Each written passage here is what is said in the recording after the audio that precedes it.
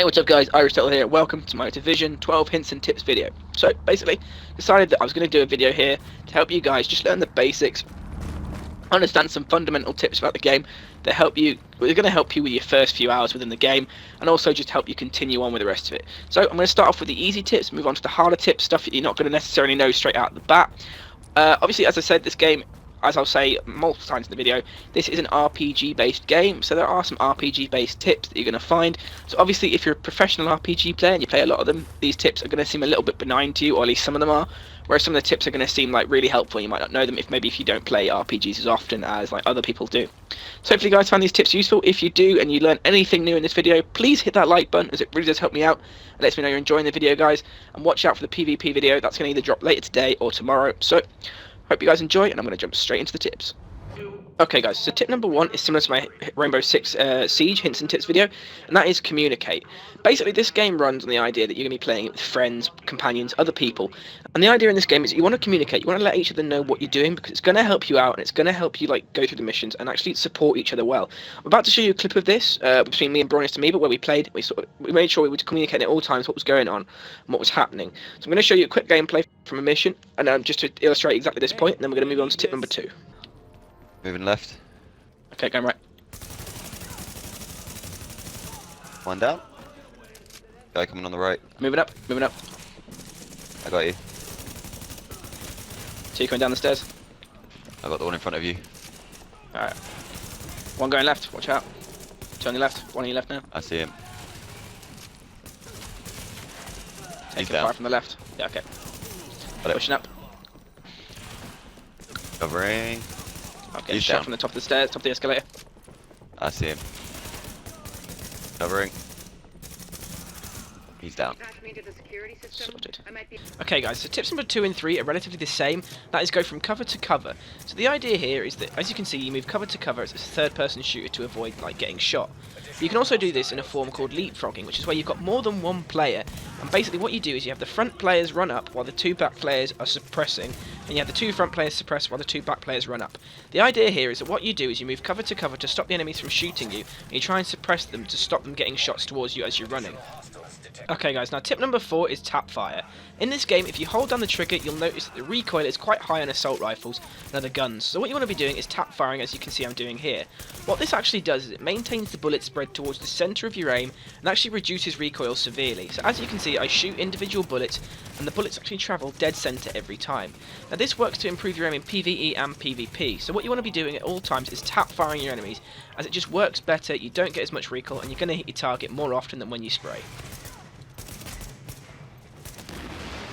Alright guys, so tip number 5 is all about getting vanity items. So obviously this game is full of little vanity items that you can get to change your character's appearance. As you can see here, I'm going to my inventory, just going to quickly show you what I'm on about. You go across to appearance and you can change everything about your character. Now obviously you've got all these different items, as you can see, and they all change your appearance of your character depending on what you want. But the best way to get vanity items that I've found is to actually go and talk to civilians in need, because 9 times out of 10 from a civilian in need you will actually get an item of a vanity item from them, instead of say like a weapon or a gun, although you can get those as well. So I'm going to show you a quick clip now of that happening and everything in action. Okay guys, so as I said before, obviously civilians in need, quite an easy way of getting vanity items. So here's a civilian in need. If I give him some water, odds on he'd give me, there we go, some vanity items. So if you want vanity items guys quite quickly, all you need to do is look for civilians in need. Sometimes they will give you weapons or weapon skins, but you know, that's just how it is. You get your luck in the draw. 9 times out of 10 though, it tends to be a vanity item. If you are talking to them though, make sure you don't aim your gun at them, because they will run away, as all civilians do when you aim, or if you shoot near them, again they'll run away. So you want to avoid that kind of stuff to make sure that you can get your goods from them. Whatever you give them guys, remember, the trade-off is usually alright. You're normally only giving away a consumable that you can restock at like a resupply crate anyway, or maybe a soda or a candy bar or whatever it is that you can find in most bags around the map. So it's always worth doing guys, as you can always get something good out of them. Okay guys, tip number 6, really short, really quick. All you need to know is that you can fast travel to team members in your group. So as you can see here, Bronius is a bit of a distance away. So all I need to do is click X and I can fast travel to him. Confirm fast travel, and basically as it loads, you just jump to wherever your teammate is. You can't do that in the dark zone, but anywhere else on the map you can do it. So it's always worth remembering guys, if you've got teammates spread out, you need to get to them quickly. Fast travel is the way to go.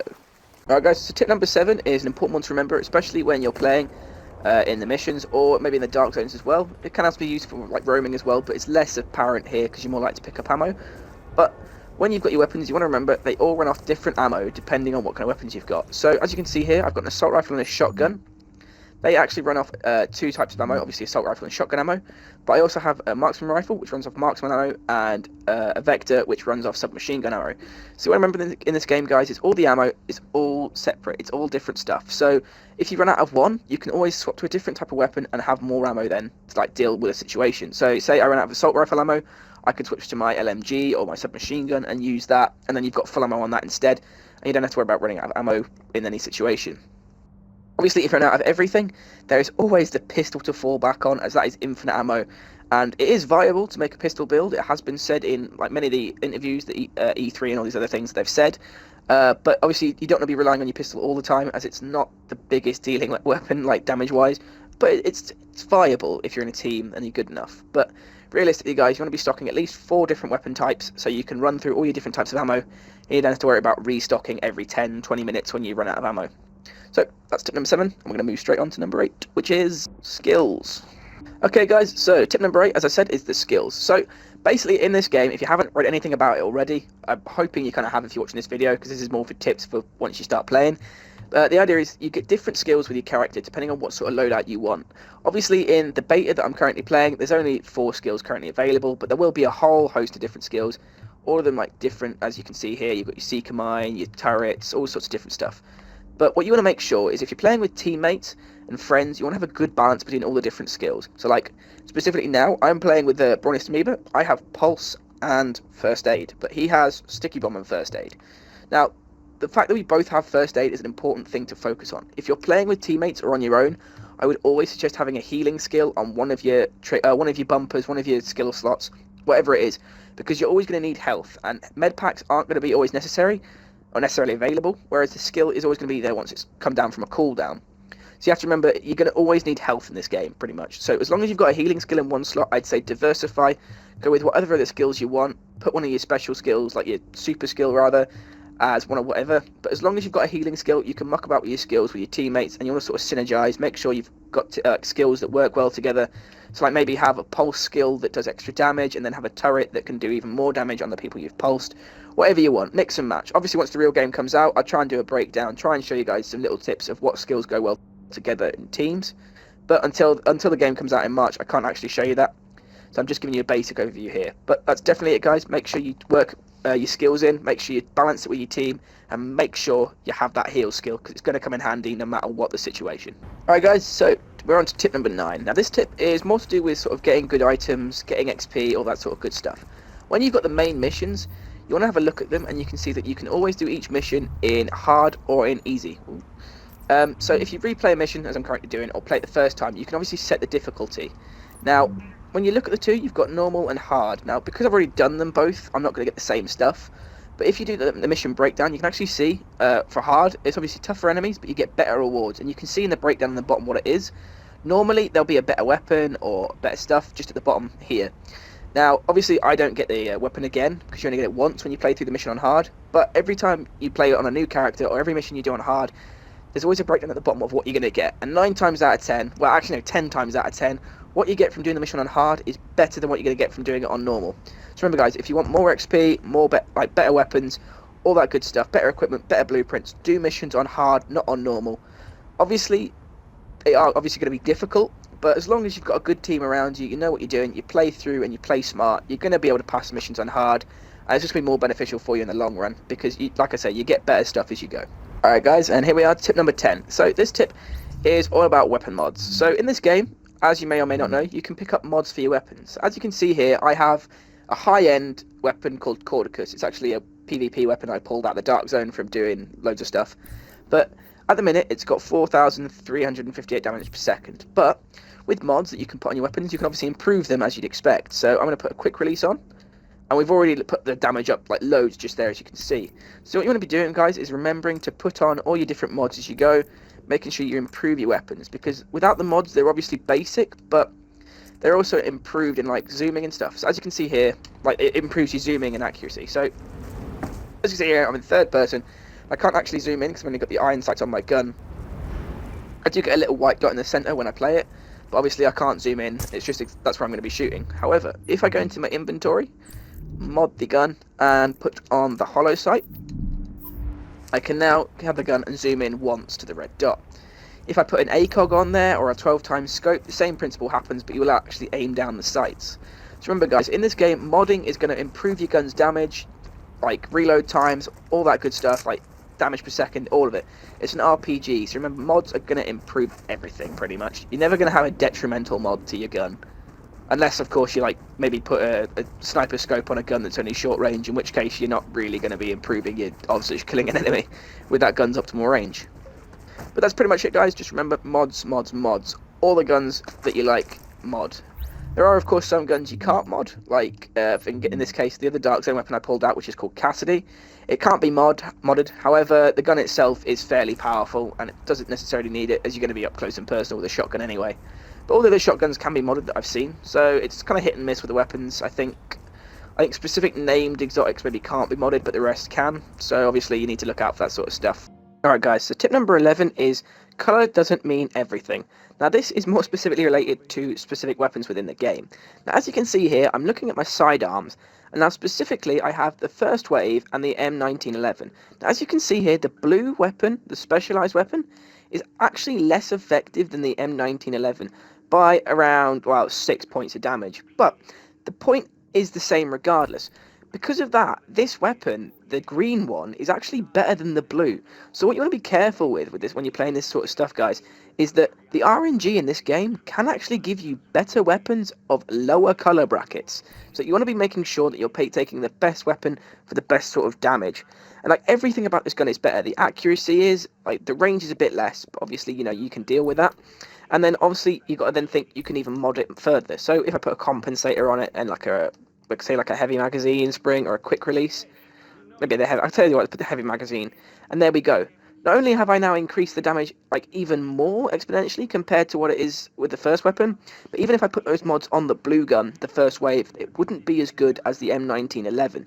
So what you want to be making sure, guys, is you check guns when you get them. Don't just dismiss a gun because it's not a high colour, just because it's not the same colour as your current gun, because you may find it actually does more damage when you take the mods off your original gun. Okay guys, and the final tip, tip number 12, is something that's based in the RPG like mechanics of this game. So if you're familiar to RPGs, this is obviously going to be something that's a bit more familiar to you. Whereas people that don't really play RPGs, you might find this tip has actually been really helpful for you, as it gives you a little bit more information about the game. Obviously, as you play, what you're going to be doing is getting better equipped gear to put on your character to improve like your stats, as any game works, pretty much. Like any kind of game works, you should know better statted armor is better for you. However, in this game, there is a little finesse to it. At the moment, you can see at the top, there is sidearm DPS, health, and skill power. Each of those are specific numbers at the moment. But with certain pieces of gear, you can actually improve these numbers. So you can actually stack yourself maybe to have better damage to your weapons, or like more health to tank out, or maybe higher skill power to make your skills do more damage, or more ability last longer, all that sort of stuff. So at the minute, I've obviously got basic armor on. But if I now put on the patrol vest, as you can see, my health shoots up. I get like a massive buff to that just by putting on this piece of armor, and my health jumps up nearly 1,000 just by this one patrol vest. Obviously, I'm going from a white to a purple, but you get the idea. Basically, what happens is when you jump between different sort of items, they'll improve either your health, your sidearm, or your skill power. So what you want to be doing, guys, is sort of speccing your character out and trying to improve these like specific things as you go. So again, as you can see, I've got a sidearm DPS going up to 2,133 and health up to 3,840 when I put on this purple police mask. So again, that's something to look out for. Now, also on this purple mask, you can see there's a little like greyed out slit at the bottom left of it.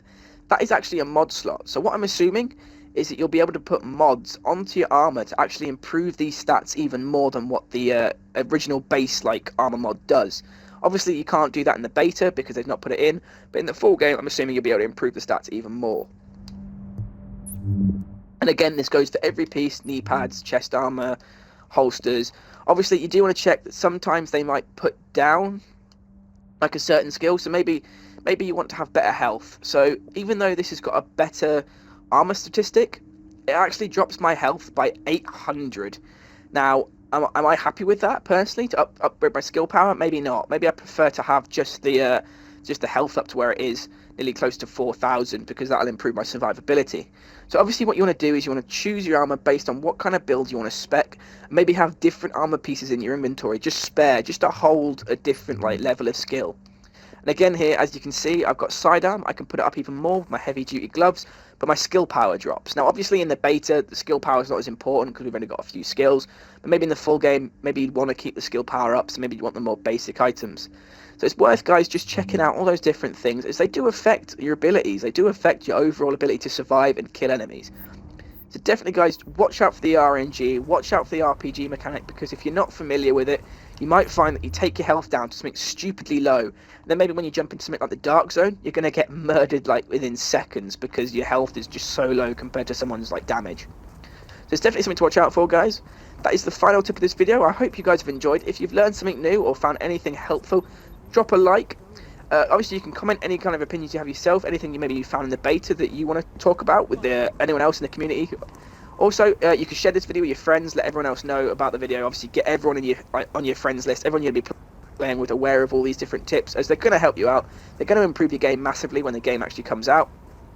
And, you know, like I say, hopefully you guys have enjoyed, and I'm going to be dropping out a PvP video with Bronius and me and him are going to do a bit of a... He's going to come in on that video and we're going to talk about that. That's going to be dropping hopefully tomorrow, if not later today, depending on how quickly we get this done. But I'm sure you guys are going to love that, and we're going to just go through all the little PvP finesses that we've found from playing the game.